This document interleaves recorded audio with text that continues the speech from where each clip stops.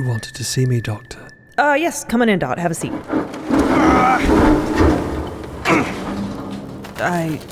You can sit on this cabinet. Sorry about the mess. I haven't had a lot of time to tidy. No apology is necessary. I could help you. You shouldn't have to clean up medical all by yourself. This is a lot to sort through.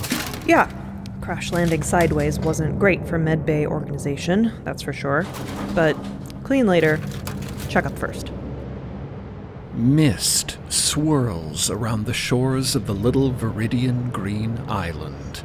It sits like an emerald in the broad, shallow sea of fold, which froths and bubbles upon its pebbly beaches. It's peaceful here. Nothing has come to kill them. No sentinels or sunbeams or seething clouds of malevolent darkness.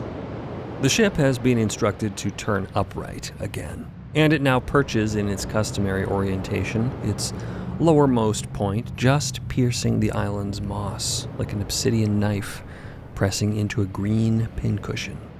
The inside of the ship is still a mess, with remnants of flora from the last cosmos tangled up with all the junk that got tossed around in their whitewater rapids adventure.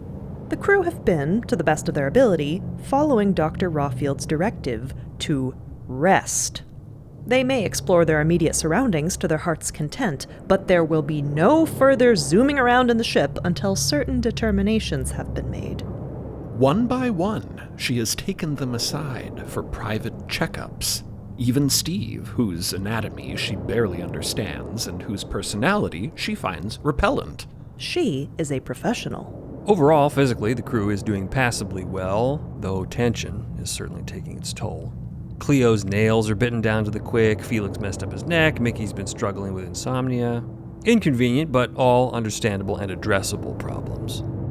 But there is one member of the crew that Rawfield is particularly insistent on examining. So what's going on with you? What do you mean? You don't feel weird or anything?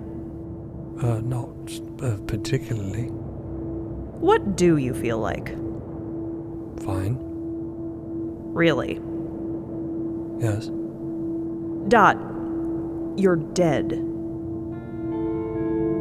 Oh. Oh? You've been dead for a while. Rawfield approaches with a stethoscope and listens against Dot's chest, then their back, then feels around their neck.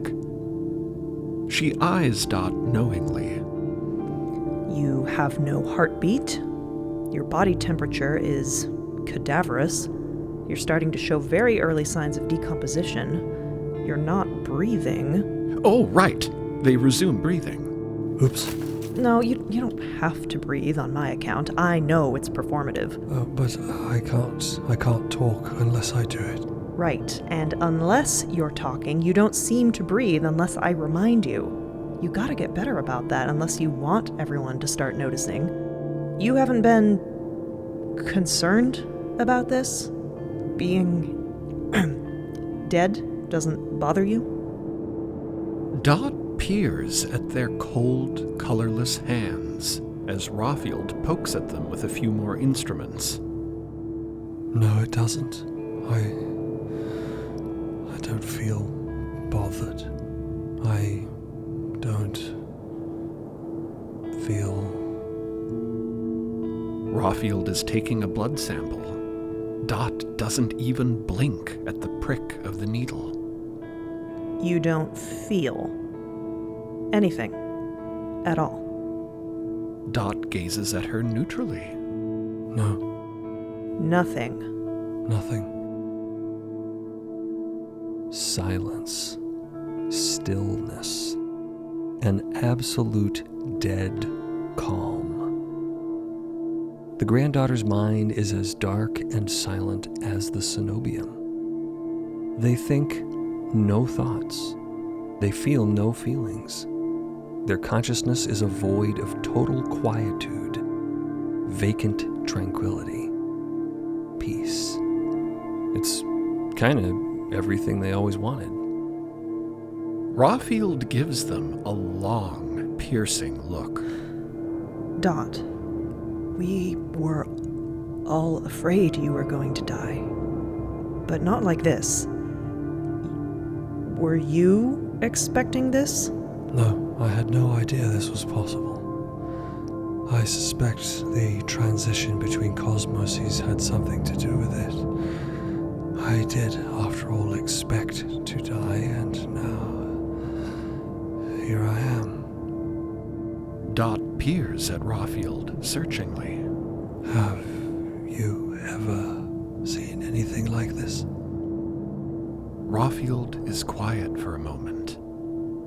Then, Yes. Once.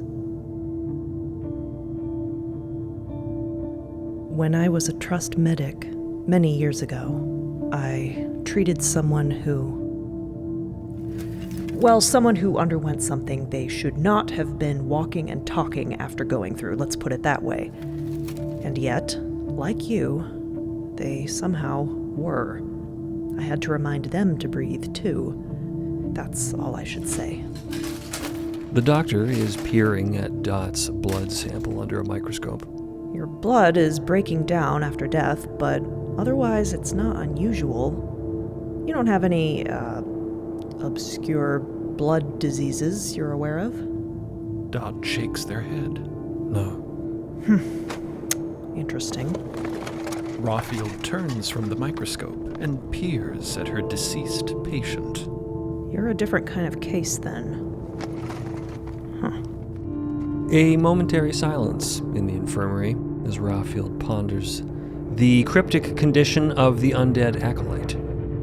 Outside the starboard window, the stagecoach soars by in the mist, flying its survey circuit. The fact remains, you're dead. Most of the crew seem none the wiser. I believe Cleo may be becoming aware of something, though I doubt she realizes the full truth. Well, that may change. You're looking deader by the hour, and before long you'll smell dead, too. Are you trying to keep this private? Perhaps initially, until we can learn a bit more. I suspect the crew would find it disturbing. They peer at the doctor with their blank, black eyes. Are you not disturbed? Rawfield swallows. Oh yeah, we can tell you that she is disturbed. Oh, yeah, of course she is. Not only is this freaky as hell, but it's bringing up flashbacks of that extremely traumatic past experience. It's my job to keep you well. Normally, that would mean alive, but in this case, I'm going to settle for not decomposing. And doctor-patient confidentiality is still as important as ever. However, Cleo and I aren't the only ones who've noticed something amiss. Would you permit me to invite a second opinion? Very well, as you wish. And Rawfield leans over to the speaking tube on the wall. Come on in. The granddaughter consents. Backlit by the misty radiance beyond the windows, a certain rhinoceros-sized individual sloshes into the infirmary, eye fluid darting warily. I was right, wasn't I? Yes, Stevathan. Rawfield heaves a begrudging sigh. Very observant of you. Dot regards the frogtopus as he wades through infirmary junk, seating himself nearby. You can tell that I'm dead. The moment I saw you awaken, I knew. I remind you that I don't see things the way you people do. You are as obviously inanimate to me as this chair, that cabinet, these clothes. Can you see any solutions to their condition, then? Any idea what to do about this? The light of Steve's attention shines now across Dot's form, scanning them like a spotlight. Or a mini sunbeam? Only that if you do not wish to decay further, you had better resume some of your bodily functions. I recall you expressed envy of my manual faculties, granddaughter. I congratulate you. That is now your reality as well. Huh. Whoa. Okay, well, let's see about this here. Dot. Well, they manually think about being dead. It happens. The thinking. And then when they are done thinking, the thinking stops. Silence again. Huh. Dot seems to whisper something to themselves. Rawfield is stethoscoping them and hears it. Your attention is a beam of what now? But Dot doesn't answer because they have turned their attention now to their heart. And they consider that their heart perhaps should beat and pump blood again. Rawfield freezes, stethoscope motionless. You're kidding me. Exactly. Maintain your intention, or the heart will cease. Rawfield is taking Dot's pulse incredulously. How? I just am. Oh, whoops, using their lungs to speak those words made them forget their heart, which stops again. So they restart it. What the fuck? Rawfield breathes. The body is a complex system. You will need to actively maintain many functions if you wish to stave off decay. I too deteriorate, and will die if I do not willfully sustain myself. You have much to learn, and if I can still be of assistance to you, I would be happy to teach you my ways. Well, keep me posted, and I need you to report for checkups with me daily, Dot. And believe me, I'm keeping you in medical permanently if you start talking in rhymes again. Dot gets unsteadily to their feet, focusing carefully to compel simultaneous circulatory and respiratory action. Already a dull flush is returning to their cheeks, though it is eerie and patchy, offset by a deathly lividity. This is challenging. They say, struggling to breathe and pump blood, and form sentences at the same time. Thank you both. For now, let us keep this between the three of us until we know better what this means. And what does it mean? Well, whatever it is eerily subtle and very unclear. And that, Dot knows, as they ride the elevator to the atrium, suggests that whatever this is, it is not realization. No, this is death. Let's check in with our friends in the stagecoach. Everett and Zila are in the lower piloting cockpit, while Mickey and the biological man are clustered in the upper navigational one, peering out into the fog. Mickey twizzles a dial and gives the teletheric a tap. Stagecoach to ship. Testing, testing. You receiving me, Merlin? What? Receiving, stagecoach. Determine amorphous correspondence. Propose, maintain, investigate. Surround, bequeath, herringbone. Grover, rover, silver clover. Oof. Even at this range, signals are getting corrupted. Fold in the Mist is eating our transmissions. Getting major signal degradation, Merlin. Maintain spectrum scan in case other frequencies are more stable. Over. Merlin, this is Sterling. Confirm, confront, conform. More, sober, grover. Uh-oh, Mickey clicks over to intra-ship comms. Everett, let's not get any further out of range. I can barely understand Merlin even from here. I don't know if that's the teletheric's fault. I can barely understand him most of the time. But, yep, sure can do. I'll try to keep us close. Mickey switches the transducer to overscan mode. Various spectra of signal static start to cycle over the speakers.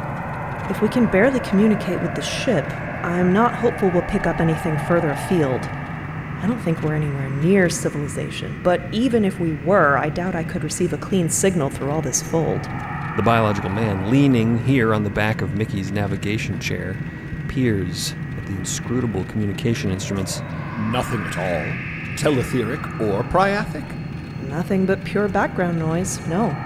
Though, actually, She clutches her headphones tight to her head, listening intently. I could swear... Hang on. She twists some knobs, narrowing her listening band, reducing noisy frequencies, and emphasizing certain harmonics. The biological man flinches, clapping his hands over his ears. Merlin's memories are his memories, and this sound historically hasn't been good news. Immediately he is scanning the skies for vast, nightmarish creatures, but so far, there are none to be seen. Whoa! Exclamations of surprise from the piloting cockpit below. Where's that coming from? Mickey clarifies the sound. It's faint, but it's kinda everywhere? Part of the ambient background signal noise. Further evidence that this must be our cosmos. But everyone, look sharp. This tonality may, it hasn't always led us to safety in the past. Everyone aboard scans the horizon with redoubled care and attention. But so far, nothing appears amiss. The mists are tranquil, still, pleasantly scenic. Kinda that early dawn Icelandic shoreline vibe. Sight lines obscured by the thick primordial haze of fold-laden fog. Suddenly below, Zila squeals. Ooh, hang on, creature, 2 o'clock. Where? What do you mean? The biological man leans suddenly over Mickey's controls. Hey. Binoculars pressed to his almost teal eyes. I see it. Don't get too close, Everett. Okay, you don't have to worry, it's not that creature. Not even close. Remember that bipedal thing we thought we saw last episode? The stagecoach's leisurely loop around the ship is slowly but surely taking them in its direction now. And as they pass through another fog bank, it emerges from the mists. Like a colossal bear fishing in a stream, the figure stands knee-deep. Though, who can say how deep it is here or where its knees are? In the fold. Tall, gangly with gigantic limbs, and no clearly visible head to speak of. With the ponderous grace of a massive animal, it rakes long arms through the fold surrounding it, fingers long and filamentous like baleen. As the stagecoach nears, it shifts its stocky torso to face them. A steaming cluster of pale sensory organs emerges from its chest area, tracking the stagecoach with an eerie, alien watchfulness. Down in the piloting cockpit, Zila is sketching eagerly, capturing the thing's general shape and proportions in a few quick gesture drawings, while the others watch it in open-mouthed awe. Oh my god, this is absolute... Cutting through the static and suddenly blaring on all the speakers of the teletheric devices comes a haunting and eerie call, interrupting Mickey's scans. The thing makes no other movement toward them, nor does its cry seem to be audible to the naked ear.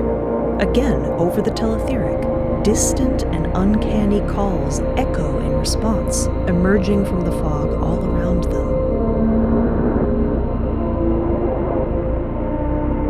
Eerily recognizable, the sounds have certain acoustics in common with another call the biological man fearfully remembers. A similar sound, though modified, like a familiar phrase uttered by an unfamiliar voice. From their bird's-eye vantage, they see an extraordinary phenomenon materialize beneath them. The shallow sea of fold shivers, vibrates, branching patterns emerging on its surface, and new subcurrents appear, redirecting, reorganizing, channeling straight toward the baleen-fingered creature. Oh, whoa! It's like redirecting the current toward itself? That's so cool! Mickey is glancing worriedly at the biological man. You okay there? The biological man's mouth is agape. It's akin to the tonality that Merlin, Cleo, and Dot encountered in the upper reaches. I thought... I was afraid it might harm us, drain out our fold. But it's not quite the same. Maybe it's not calibrated for us? Zila asks. Could this be a more widespread hunting adaptation than we thought? Receiving banality. Over. You hearing this too, Merlin? Mickey replies. These creatures out there are talking, or singing, or something. Yes, I hear tonality, modality, causality, generality. Get out of bed. Don't worry, Merlin. Zila cuts in. It's like the tonality, but it's not the same creature from the heights. It's more like some sort of a fold current hunter. It's drawing the fold to itself in the current, but it doesn't seem to be a danger to us right now. Stand by. Blurrent or stirrent? I think I blunderhand. Standing eye. And the biological man here aboard the stagecoach continues to feel fine, not bad. Maybe even a little eager for a chalkboard and a boxilloscope. This is science, after all. Zila's excited sketching is audible over the intercockpit speaker. Let me see here. I'm just gonna call these baleen fingersmen for now. We can come up with something better later. The biological man nods. Mickey, if you have some spare tape, let's record some samples of the baleen fingersman signal. I want to compare its variation to the tonality recordings we made in the upper reaches when we get back to the ship. Mickey loads a tape reel. You got it? Everett, sorry, I'm recording over Unsmoke episode 30. That's fine, that one's stupid. They don't even explain where the business-like barnacle came from. And after it gets that job running the saloon, nobody even mentions it again. What the hell? And as the stagecoach continues its sedate observations, Mickey, Everett, Zila, and the biological man watch the baleen fingersman with wonder and awe as it slowly rakes its hands through the murky muck of the median, catching cosmological krill until they lose sight of it in the primordial, foldy fog.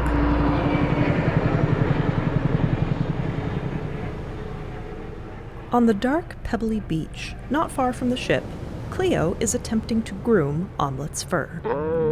She's using her largest hairbrush for the purpose. It is hilariously inadequate, but Omelet doesn't seem to mind. He sits in a gigantic yellow loaf, eyes half closed, enjoying the attention. All of his legs are tucked invisibly beneath him as Cleo clambers to and fro all over his broad back, working through tangles. Omelet is calmer than he used to be, content to sit still for long periods of time. Though, when he does get those inevitable spikes of puckish energy, he is even more impossible to contain than before. He keeps trying to jump on top of empty air, fully expecting it to hold his weight, as it should. As it would if they were in the conventional fold right now. Whatever concentration of fold is present in this thick mist, it doesn't seem to be quite enough to support the terrors that his bioluminescent toe beans are trying to manifest. Omelet will land in midair for a moment, look pleased with himself, and then just as he's getting comfortable or preparing to spring to another point in space, the support will give way beneath him, and he will drop back down to the ground. I guess that's what these wings are for, buddy. Cats are usually grounded outside the fold, you know. But you have options. She gently strokes the fuzzy wings, marveling at the vivid blue color. Not that I want you flying off. Nearby, Hambing is attempting to conduct some terrorology on the wispy ribbons of fold in the mist. He cautiously flicks a flashlight on and off, measuring the fold's reactivity. He manages to induce a minor terror, A fold ribbon twitches, constricts, solidifies, and a small handful of metal thimbles showers out of the air, whining and sizzling like freshly roasted pepitas. Cool. Hambing picks one up with tweezers and adds it to his pouch, then shields his eyes to look out at the stagecoach approaching out of the mist. Looks like the recon team is back, Cleo. He calls over in a normal-sized manner. We better head back up. Ship cleaned, physicals conducted, environs scouted. There is now nothing standing in the way of continuing the expedition. Nothing except one heavy ethical dilemma. The fold light sits in the center of the atrium's conversation pit, as hypnotizing as an aquarium, as comforting as a campfire, and, apparently, as sentient as anyone else here. Everyone has taken a seat around it. Dot is now wearing a black veil over the lower half of their face. It suits them so well that no one really questions why.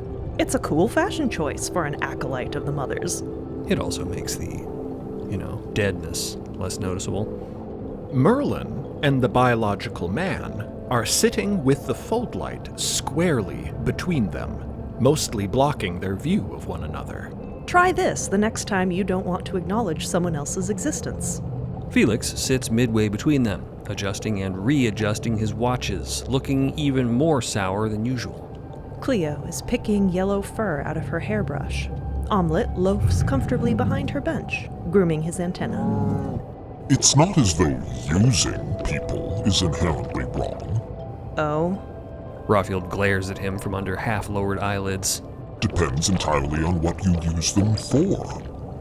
You pretend as though any form of influence or leadership is unethical, except when you do it. But history is not shaped by individuals in isolation, at least not where I come from. Isn't your consortium using you to explore your cosmos? How ethical has that turned out to be? People use each other all the time. They must. Nothing would ever change otherwise. Rawfield crosses her arms. That's a very callous view. Cooperation is not using. Steve just shrugs. Okay, suit yourself. I'm just saying, I don't think this is as big a problem as you're making it out to be. Why don't you just ask her?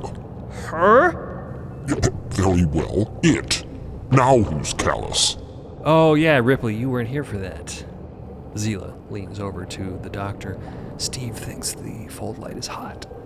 What? Okay. Steve has a point. A lot of our problems would be solved if we could just talk to the fold light, or if the fold light could talk to us. Hambing gazes at the capsule of swirling fold and twinkling light with even more awe and reverence than usual. Can you imagine? A terror that can communicate. Merlin's internal machinery whirs and clicks. It can communicate. The problem is, it can only do that with a mother or a granddaughter. Dot, can we put you on translation duty? The biological man shakes his head. That's still controlling when and how the fold light can communicate, not to mention monopolizing all Dot's time. Perhaps something can be done. People can learn new things. As someone who, unbeknownst to most, has recently relearned how to talk, Dot is uniquely qualified for this. They remove their gloves, stand next to the fold light, and place both palms flat against it. They wait patiently until two tendrils of black emerge to mirror their handprints. Then they say aloud, Fold light, we wish to understand you better. There's an anticipatory pause, kind of like the silence that follows asking a question of a Ouija board. Your body is different from ours, but I know you have the ability to form words. It will take practice, and it will not be exact. Communication rarely is. It is just another kind of code. The ship-wide intercom system crackles.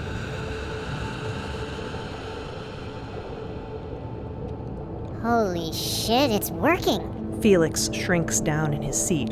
That's not creepy at all. Yes, that's it. One sound at a time. Hambing looks nearly tearful with excitement. Hello! Is your role as our ship one that you want to take willingly?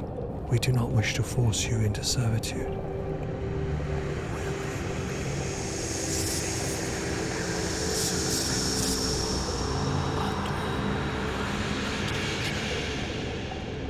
Hambing is beaming.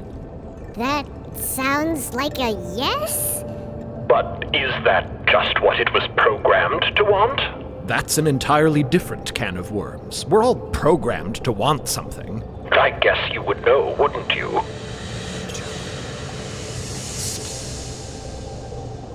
Well, that seems clear enough. I will continue working with the Fold Light. In time, it may be able to communicate more easily with all of you. For now, do we have enough information to proceed? To proceed. It seems so strange that after everything, they are now in a position to continue where they left off. Not spatially, exactly, but in terms of their original objective. To explore the highest heights, the deepest depths, the beginning and end of the cosmos. A cosmos. Their cosmos. I, for one, am looking forward to seeing any part of your cosmos that does not involve nonsense torture hallways. As a cosmological explorer, I admit I've gotten off to a rather bad start. Despite our difficulties, I thank you for not abandoning me in the wilderness. I remain at your mercy. Rawfield sits back. I still don't know how I feel about bringing you back to our civilization. But we do not condemn people to death just because we don't get along with them. And we expect the same of you. Got it? Got it. Cleo clears her throat delicately, twirling strands of glowing hair between her fingers. Excuse me. It's just that, as you've all probably noticed, Omelette has, eaten everything he can get into. So we might need to make regular stops to replenish our stores, and to let Omelette out to hunt, I guess, and relieve himself. He's definitely too big for his old litter box. Cool, I could use pit stops now and then. Everett stands up. For Omelet's sake, sure, but why not for ours, too? Exploring as we go is basically what we're supposed to be doing anyway, right? What we were doing before everything went sideways. Man, feels weird getting back on track. I think it feels like a relief, Zila says. I don't want to ruminate on the horrors of existence. I can do that at home. I want to draw undiscovered animals, thank you very much. Lucky for you, we may be the first fount explorers ever. Who knows what we could encounter between here and civilization? And that, says the biological man, is precisely what we signed up to find out in the first place. Now, we have two choices. Shuffle home, staring at our feet, or make the most of our remaining voyage by getting back in touch with that fundamental curiosity and wonder that led us here in the first place. Merlin tries to roll his eyes. Nothing happens except for a faint buzzing from his temple.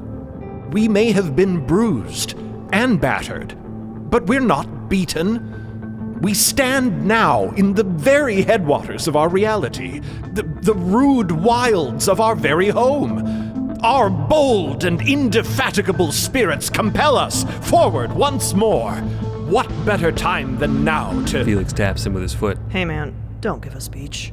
He's looking at Merlin nervously. Fine. In any case, we have a functional and willing vessel. We have a current to follow. I say, let us set forth.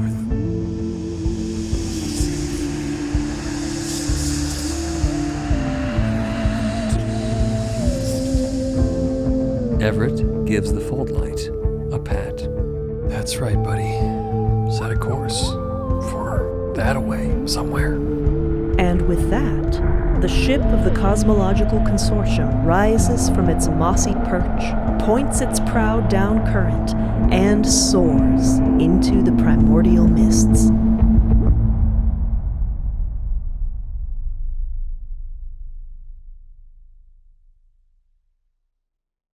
Thanks for listening to Unend. If you're enjoying the story, please rate and review to help someone new discover the cosmos. You can catch Unend every Wednesday anywhere you stream podcasts or through the MIDST Podcast YouTube channel. If you're looking to dive deeper into the story, become a Beacon member at beacon.tv or join the fold on midst.co to receive early ad-free access to episodes, behind-the-scenes exclusives, and lore-expanding bonus content. Or, if you just want to hear this podcast 2 weeks early and without ads, subscribe on Spotify or Apple Podcasts. To stay up to date on what's next in the cosmos, sign up for our newsletter on midst.co or find us on social media at MIDST Podcast.